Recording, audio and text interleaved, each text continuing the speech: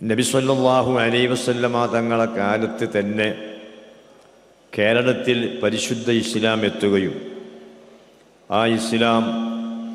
അന്ന് അവർ നിർമ്മിച്ച പള്ളികളിലൂടെ ദീനീ സംരംഭങ്ങൾ സ്ഥാപനങ്ങളിലൂടെ ഏകദേശം 920 കാലം വരെ അഭിപ്രായ വ്യത്യാസങ്ങളൊന്നുമില്ലാതെ നേരായ രൂപത്തിൽ മുന്നോട്ട് പോകുന്നതിനിടക്ക് സ്വാഭാവികമാണ് മനുഷ്യരുടെ വളർച്ചക്കനുസരിച്ച് ഭൗതിക സൗകര്യത്തിനനുസരിച്ച് ചിന്തകളിൽ മാറ്റം വരും എന്ന കാര്യം ഉറപ്പാണ്. ആ നിലയിൽ 920 വന്നപ്പോഴേക്ക് മതവിശ്വാസങ്ങളിലും അതിൻ്റെ ആചാരങ്ങളിലും ചില അഭിപ്രായ വ്യത്യാസങ്ങൾ ഉടലെടുത്തപ്പോൾ നബി സല്ലല്ലാഹു അലൈഹി വസല്ലമ തൻ്റെ ശിഷ്യരെ പറഞ്ഞയച്ച് ഇവിടെ പഠിപ്പിച്ച പരിശുദ്ധ ഇസ്ലാം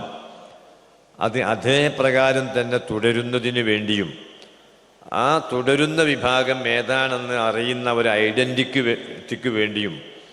1926 ജൂൺ 26